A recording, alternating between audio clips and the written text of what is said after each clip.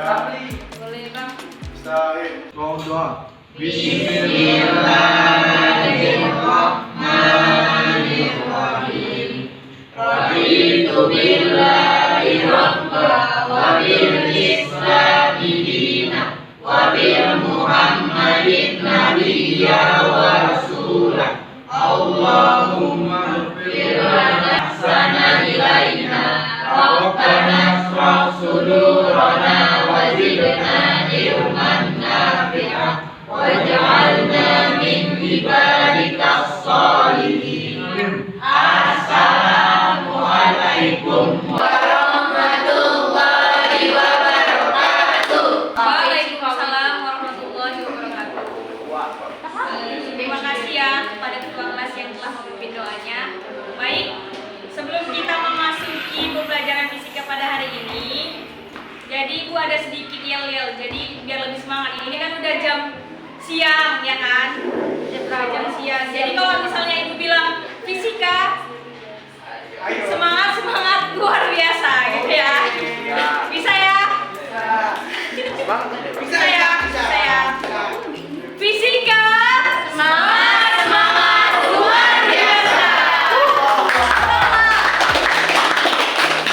Jadi Ibu akan memeriksa kehadiran pada hari ini. Siapa sekretarisnya? Berapa orang yang hadir Kak? 15. Yang lain kemana? Ada tes minat bakat ya. Lanjut pembelajaran kita pada hari ini. Jadi ada yang tahu tidak pembelajaran sebelumnya itu tentang apa materinya? Ada yang tahu? Mengingat pembelajaran sebelumnya, apa coba materi sebelumnya? Medan listrik. Medan listrik ya. Jadi apa itu medan listrik? Ada yang tahu angkat tangannya? Saya Bu, medan listrik yang mempengaruhi ruangan di sekeliling muatan listrik. Benar ya yang dikatakan oleh temanmu. Jadi di dalam medan listrik itu kan pasti ada ada akibat yang ditimbulkan dari medan listrik tersebut. Ada yang tahu apa yang menyebabkan timbulnya medan listrik?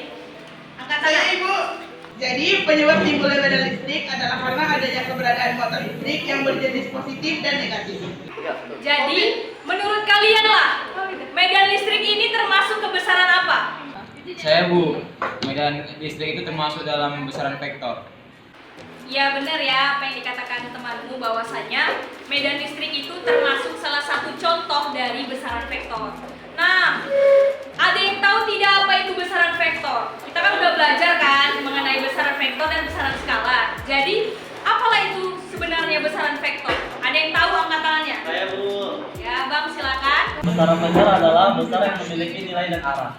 Ya, benar ya apa yang dikatakan temanmu. Bahwasanya besaran vektor itu adalah besaran yang memiliki nilai dan arah. Sedangkan besaran skalar yang sudah kita pelajari sebelumnya di kelas 10, besaran skalar itu hanya memiliki nilai tanpa memperhitungkan arah.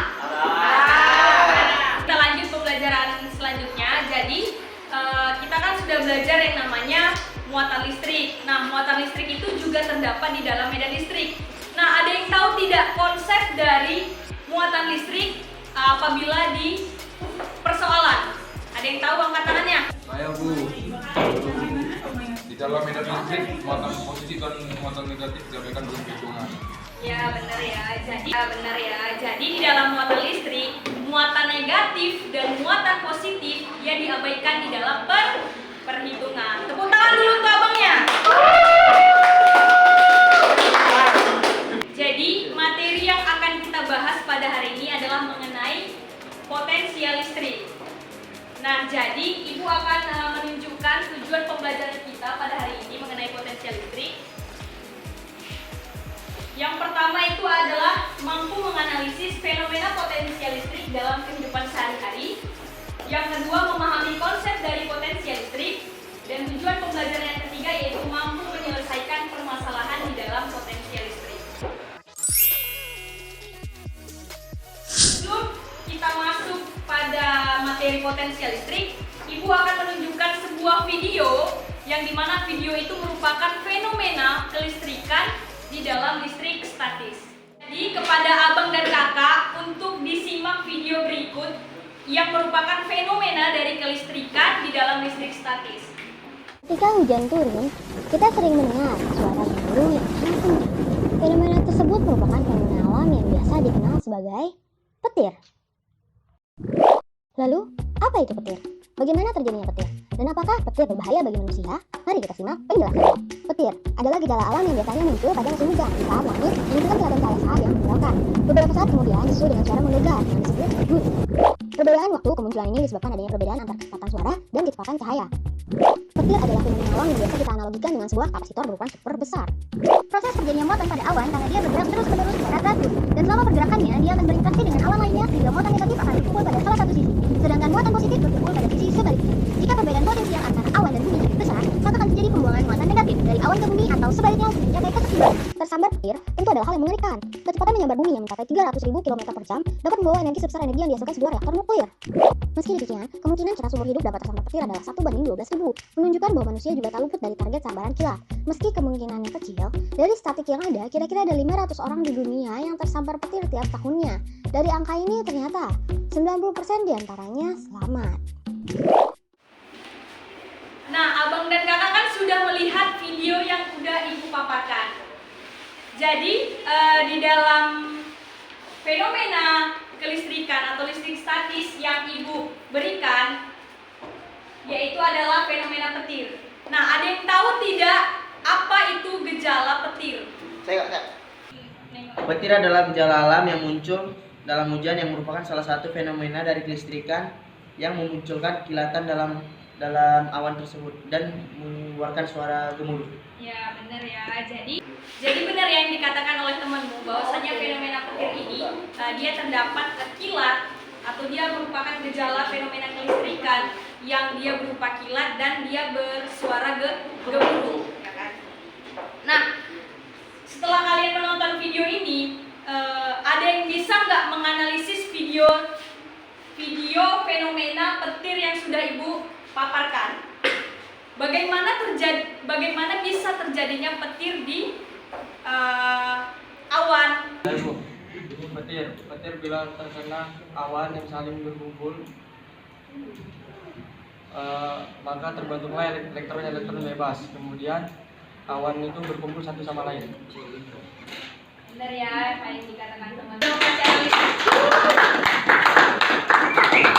Di dalam kehidupan sehari-hari itu pasti kalau kita melihat kilat ataupun kita mendengar petir, pasti dia kilatnya dulu atau halilintarnya dulu yang duluan muncul daripada suara gemuruhnya kan. Nah, itu diakibatkan oleh apa? Ada yang bisa menjawab?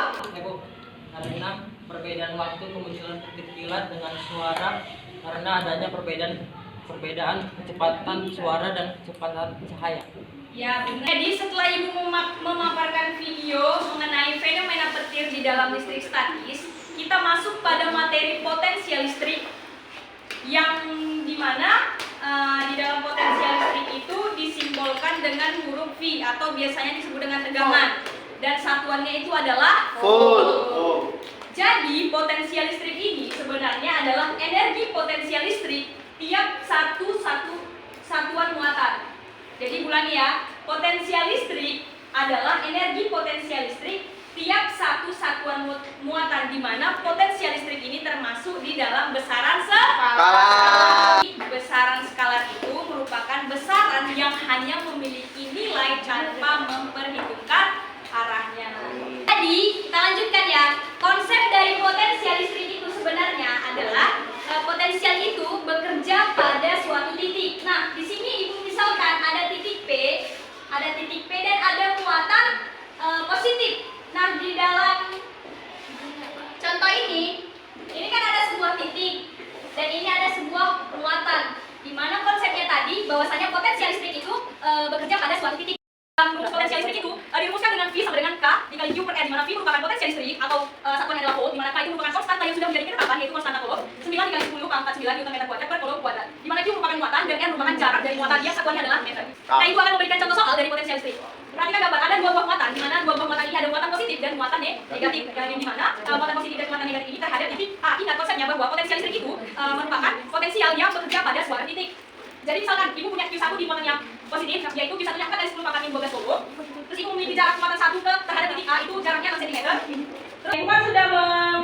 memberikan contoh soal. Sudah paham semuanya? Paham. Paham ya, yang contoh soal yang udah Ibu jelaskan. Nah, setelah Ibu memberikan contoh soal dan kalian sudah paham mengenai contoh soal dari potensial listrik, Ibu akan memberikan lembar kerja peserta didik atau LKPD kepada kalian. Nah, kalian membuat kelompok, satu kelompok itu 4 orang, di mana nanti ada salah satu dari kelompoknya yang presentasi ke depan.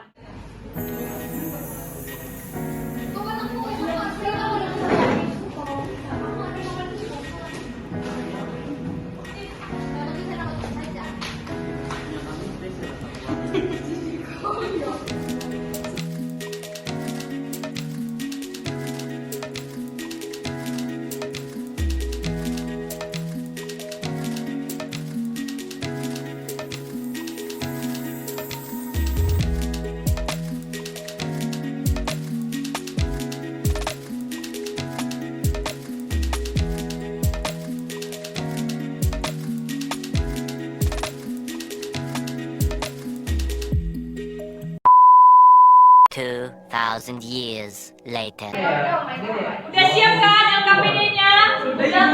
Kelompok 1 udah siap? Sudah. Kelompok 2? Udah. Kelompok 3? Nah, karena udah siap semua, jadi tadi kan sistematikanya ada yang satu maju untuk mempresentasikan hasil diskusi kelompoknya mengenai LKPD listrik statis, mengenai potensial listrik, ya kan? Nah, jadi bolehlah kelompok 2 untuk mempresentasikan LKPD-nya. Boleh maju ke depan ya Kak, Bang.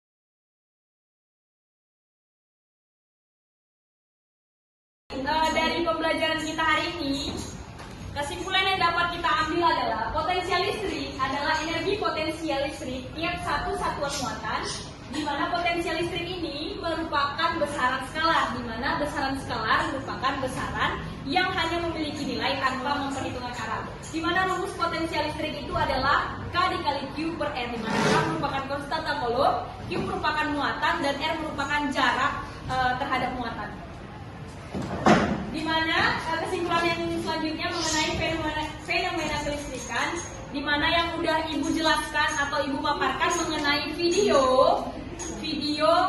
fenomena kelistrikan, yaitu petir, di mana petir itu terjadi akibat dari adanya pergesekan satu dengan yang lain, di mana setelah pergesekan akan terbentuklah elektron-elektron bebas yang kemudian saling berkumpul sehingga cukup beda potensial itu menyambar ke permukaan bumi, sehingga terjadilah yang namanya fenomena petir. Aja pembelajaran kita pada hari ini. Nah, Ibu sedikit bertanya kepada kalian, bagaimanakah evaluasi atau refleksi pembelajaran kita pada hari ini? Silakan sampaikan. Nah, jadi dari pembelajaran dan video yang diberikan, saya tahu bahwasanya petir itu merupakan salah satu fenomena kelistrikan. Ada yang lain? Saya. Ya. Nah, pendapat saya tentang pelajaran hari ini, saya lebih tahu bagaimana konsep dari potensial listrik. Pembelajaran yang selanjutnya dapat kita lakukan dengan penuh maksimal. Oke, amin, amin ya robbal alamin. Nah, sebelum Ibu tutup, coba Abang doa sebelum kita berakhir pembelajaran. Bismillahirrahmanirrahim. Subhanakallahumma wa bihamdika asyhadu an la ilaha illa anta astaghfiruka Salim.